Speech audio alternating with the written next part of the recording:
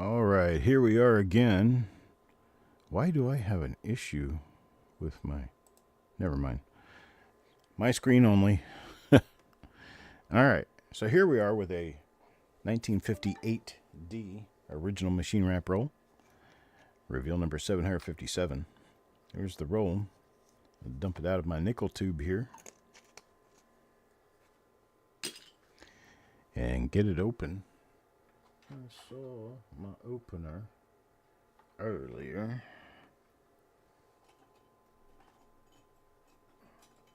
That's what I did with it. All right. Here we go. We're going to bust this roll open and get started. 1958D. Got a large number of repunch mint marks for 58D. In fact, it could be one of the most prolific years for mint marks, repunch mint marks, in the entire wheat cent subseries.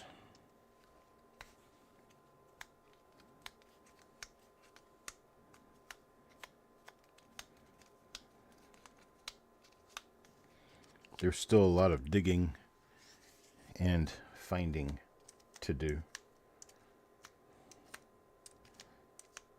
We got a bunch of 58Ds that haven't been listed, I'm sure. We're going to get some of that started right here. Let's hope. All right, so there we go. It looks much better than the last roll already. That doesn't take much. All right, coin number 1. Sloppy stacks. Let's see.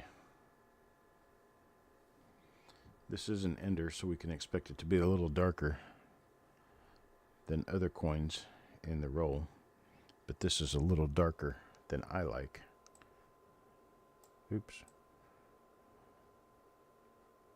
Let me start with that. We'll see if that works out for us.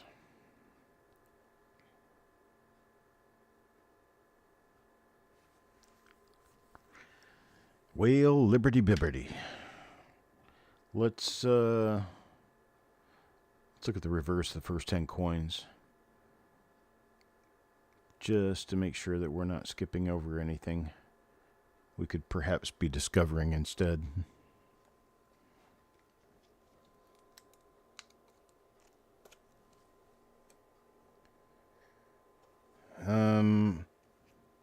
Russell, it is not possible to get a coin that has proof on one side and not proof on the other side. Proof coins are a matter of how they're struck, and coins are always struck both sides at the same time. So there is no way of having an obverse that's proof and a reverse that's not.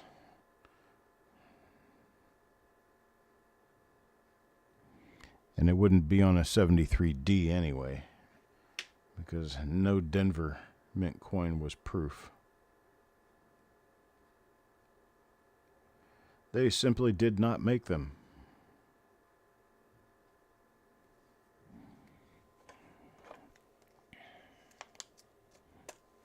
Looking for the goodies.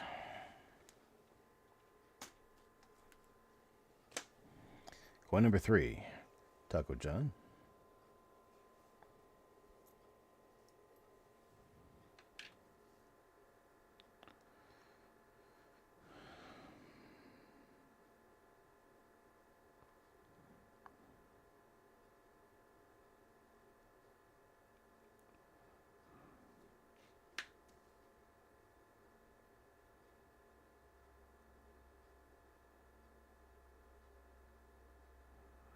All right, nothing there.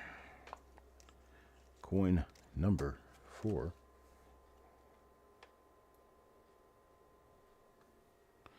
Hey, good morning, Eric.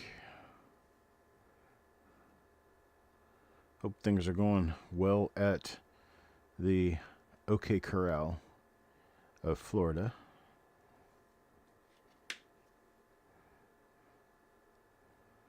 We aren't suffering badly here. We did have a rather less than stellar performance on our last reveal, the 1953D roll. This one for DC.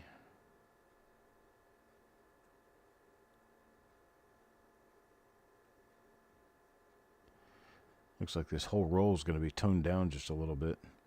And that is because of the chemicals in the paper they've been stored in for so long. Some of it could also be due to temperature or some moisture. But for the most part, when they're wrapped in a bankroll like this, it's really a toss-up as to what you're going to get out. And I am seeing the same die over and over again here. A couple of different dies here so far.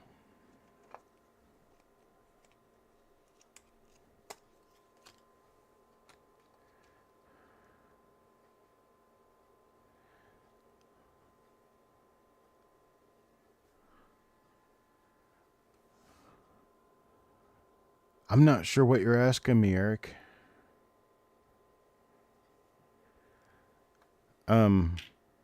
If you got beef jerky, it was definitely in the box, yes. I meant to tell you what it was for or why, but I guess I could tell you here and now. It was made by Sasso. I wanted you to try some of it.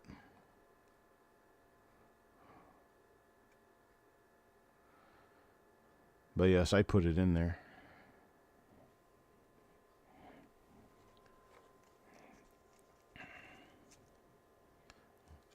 See about getting you some of it for your birthday.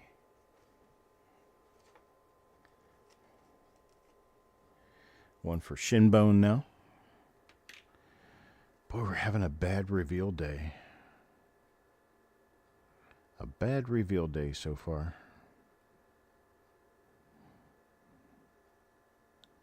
See if there's something we can do to make it better. There's Joe. Joe can give us some good luck, right?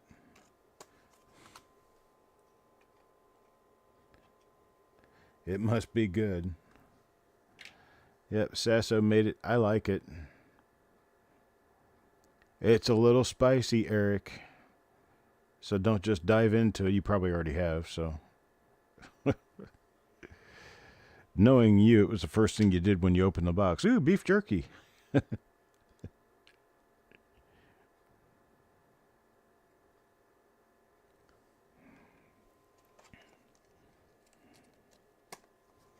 Oh, I know you're not scared of spice. I just wanted to give you a good little forewarning before you just start tossing it down your throat. It's not bad. I mean, the spice is not bad. The spice is actually rather tame, but it's good. Interesting little die chip between the 9 and the 5. That would definitely define something by marker if we had something to define with it. But we don't. This will be the last one I check on the reverse out of this roll. And, well, this is why. Because we're not expecting to find anything on the reverse. Because many, many rolls have been gone through with no result on the reverse. Hello, Roger. We're talking about probably 5,000 rolls have likely been looked through for double die reverses on 1958 Ds. Just didn't happen. So here's another one, same die.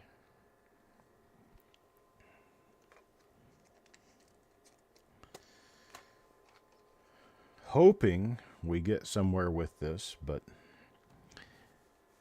man, we're 12 coins in now, and it's looking rather bleak for condition and for die varieties.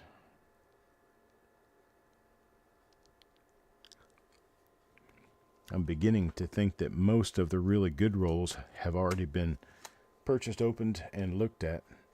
And finding really good rolls anymore may not be such an easy task.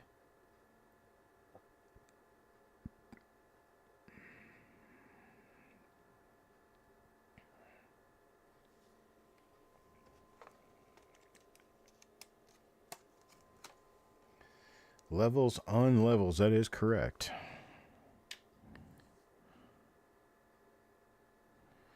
Okay, these coins have all gone red-brown. If you get past that, they're still pretty nice coins. I mean, they're not banged up or anything, and they are shiny. They just have muted color. Was at one time a pretty high quality roll. But now I'm kind of, it's nice, but it's not great, you know? Get to where what you would like to have is going to be all flash red 1956 through 1958 MS-67, MS-68 coins, but you know what? We're just not in the odds for that. Odds are you're not going to see anything like that. So we have to be prepared for that possibility. All we're going to see is normal. We'll be doing 3 rolls today. Is that what I have scheduled? I think 3 rolls, maybe 4. I don't remember now. And then it's 3 rolls today. We'll do 3 rolls tomorrow. And 4 rolls, 3 rolls on Sunday. And 1 on Monday probably. It'll be done and ready and finished and everything mailed off for the next week's reveals.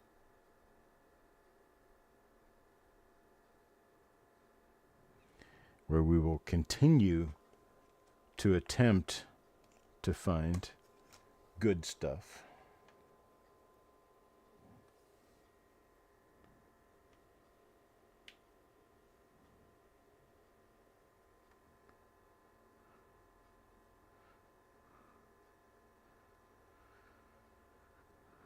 Okay, Chucky has learned something very important. Chucky can't place a coin under a microscope reading comments at the same time. I was trying to read Joseph's remark here. See it all the time. Went to coin show last Saturday. Realized I just need to keep my mouth shut. Also made a rookie mistake. A $50 round. A $50 silver round? Yeah. Yeah, the best thing to do when you're at a show is small talk only. Don't discuss anything about what you know about coins. You just do your thing, and the dealer does his. There's really no need to get into a great deal of conversation about stuff. That's right. You just go and dig in. Wow, Josie, you got yourself in trouble. Was it your first show in a while?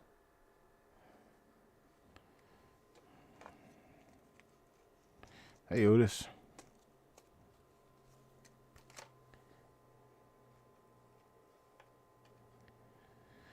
All right, here's one for Paul.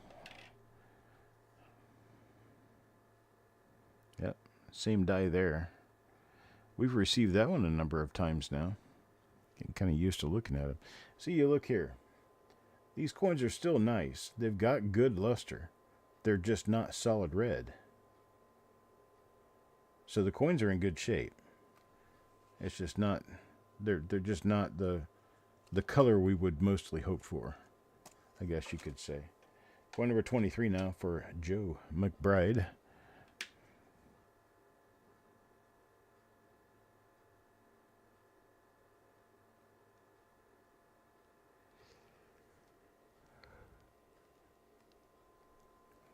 Third show ever. So what did you mean by keep your mouth shut?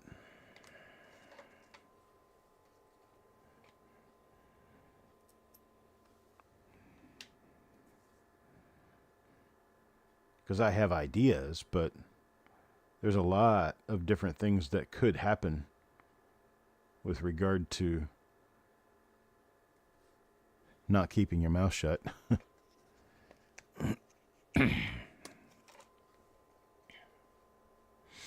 Frank.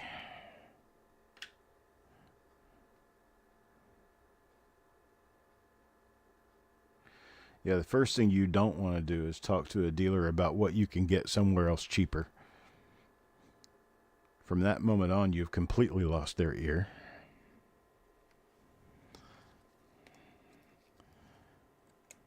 The second thing you don't want to do is sit at a table cherry picking a dealer and then try to get things cheaper, try to negotiate cheaper pricing.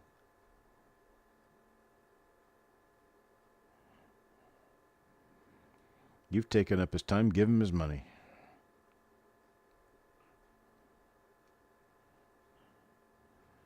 Another thing you never do is tell people that you're actually looking for die varieties or errors, because some of them don't like that, even though there's nothing illegal about it, but they don't like you getting more valuable coins out of their stuff and not giving them part of that profit.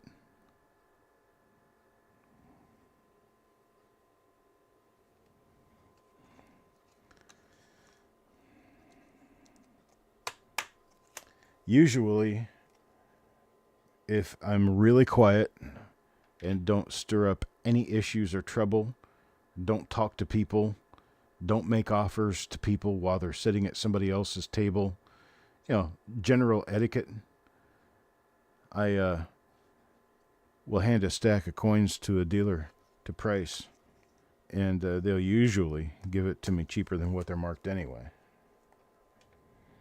without me asking. That's the only way I ever get coins below the price marked, because I never ask for a discount.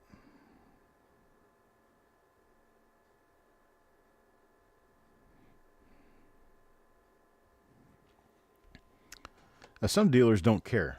If you tell them you're looking for RPMs, they don't care, because, they just think it's all fly spec stuff and they don't care anyway. It doesn't make any difference. Some other dealers just don't like you taking up their time buying $1 and $2 coins, leaning over a showcase with $10,000 worth of silver in it, so you can find $1, $2 coins that are worth $3, $4. That's not going to kick it. They just don't like that. Hey, Trip. Yeah.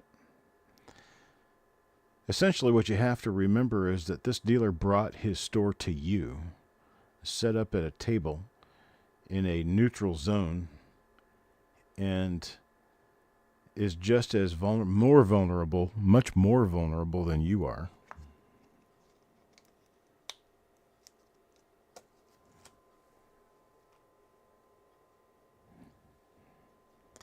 Stan the man. Let's see what Stan gets. These are all just normal coins in this roll, I think. Not finding anything so far already on coin number 32. So this is going to be a pretty quick pick. Farm Dog. I'll get done with this roll quite early and be ready to move on to the 1961 D roll that I have here. The other one's for, this past week, the 1970 S bank wrapped roll. I'm kind of excited about that one. In advance, of course. And the last one for this period is a 2015 plain, 2015 Philadelphia. That could turn out to be easily the best roll of the week. 2015 has a number of different double dies to look for. So we're going to dive right in and see what's there.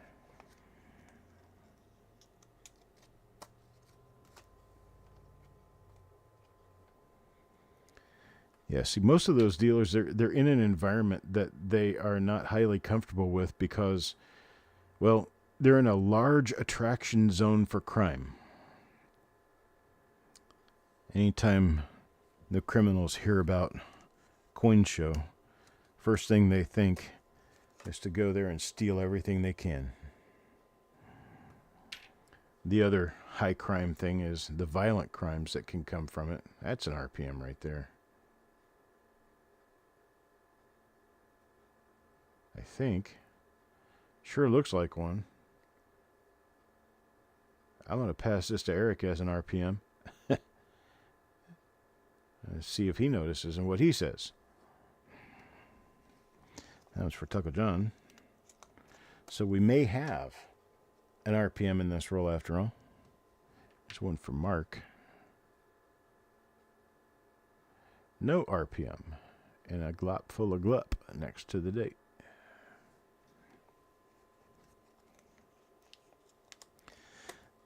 And the other incidents of crime generally at the shows is after dealers pack up and leave, they'll follow them in their cars and either rob them when they stop for gas or something like that, or they follow them to like a restaurant or, wherever they stop, the first place they stop and get out of the car and go in.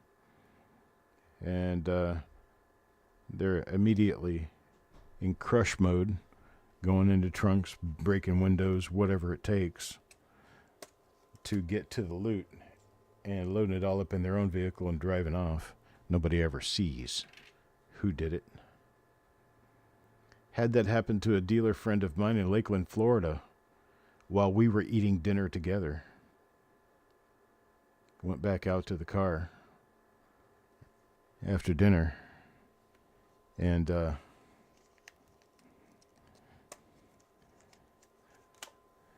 everything was gone out of his car. They didn't break into mine. I guess they saw him loading up and followed him. I never noticed anyone. Of course, nobody ever does. You don't ever think about that, really. But you certainly do after you have it happen to you once. I've heard of people being robbed at gunpoint outside of shows.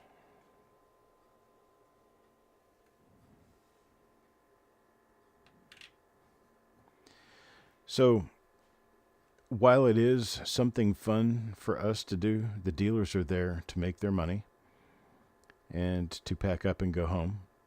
They're not there to talk about your collection.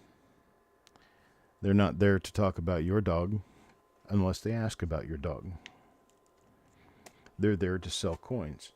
A lot of people consider these older dealers sitting there doing their thing, they consider them grumpy. Well, you'd be grumpy too if your main mantra was selling stuff to make the money that it takes to pay the bills on it. And you got a bunch of snot-nosed kids, us, half their age, coming in wanting to talk about all the beautiful coins they already have, or I have one of those.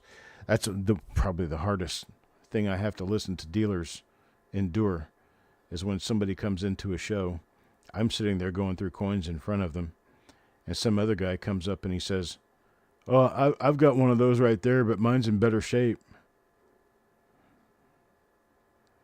That was completely uncalled for and completely unnecessary.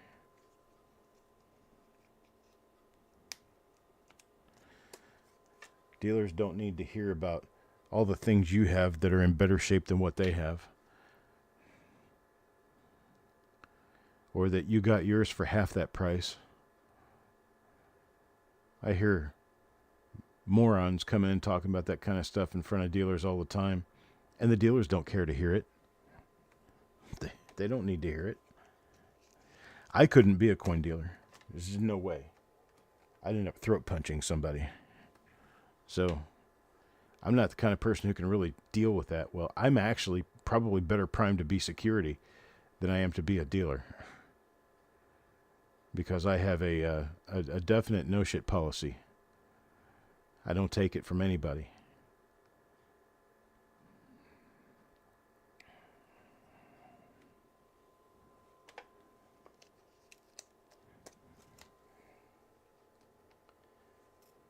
This one's a full 50 coin roll, by the way.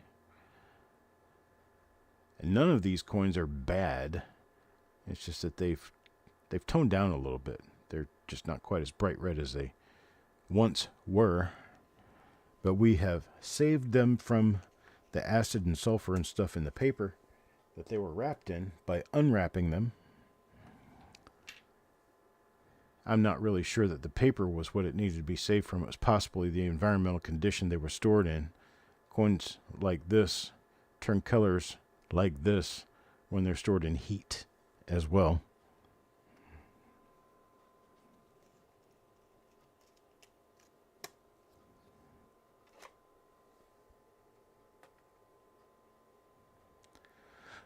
Oh yeah, I mean, throat punching is always on the table, just not the first option, unless a guy just comes on and he's a complete jerk off right in front of you, and you're trying to sell coins, you're trying to make your living, you're trying to bring your groceries home, and this guy's telling everybody to buy something somewhere else because your prices are too high. Or they're mentioning, oh, I saw this on the other side of the room for $3 less. Will you take $3 less for it? I said, no, dude, if you saw it across the room for $3 less, why didn't you buy it there? Mark, last coin in the roll, number 50, nicely toned. Of course, it's a little spotty because it was right on the end of the roll, but it's nice. All right, so we're done with that roll. Got one possible RPM out of it. Possible. I'm going to go ahead and take a very short lunch break. My next reveal is scheduled for 1:30. We'll get to it probably about 12:45-ish, maybe kind of close to 1 o'clock. I hate that I'm not really more specific than that, but I don't want to be more specific than that because all that does is create stress, and that's probably why I don't like scheduling reveals anyway, because I have a certain time to show up, and here's the deal with that. I was in the military for 10 years and carried corporate job after that for a number of years. I have had my share of be there at a specific time for one lifetime. And when I schedule these shows, I like to just sit down and start doing it. I don't want to be in a position where I have to watch a clock. But I do to a certain extent because I want to give you guys the service that you deserve, which means not making you sit around waiting forever and doing shows when I say I'm going to do them. But I have a wife who understands only so much. And when she gets huffy because I told her I would make dinner and I'm not making dinner yet because I have a broadcast, I have decisions to make. And yes, I make the dinner around here. She doesn't feed us because, well, she doesn't. So I show up when I show up. I do what I do when I do it. And I hope you guys can tolerate my extreme inconsistency with time, my level of service, and my knowledge and how I share my knowledge are really more what I'm after than getting a prize for not being tardy. So forgive in advance, but you're going to see me late. You're going to see me not do things when I say I'm going to do them. You're going to see me forget stuff. All it takes is a reminder. Anybody who has ever dealt with me knows that all you got to do is remind me, and I will remember to do what I said I would do. But anyway, that's that. All right, well, I'll talk to you guys later. I'll go on my short break, and I will be back. Have a good one.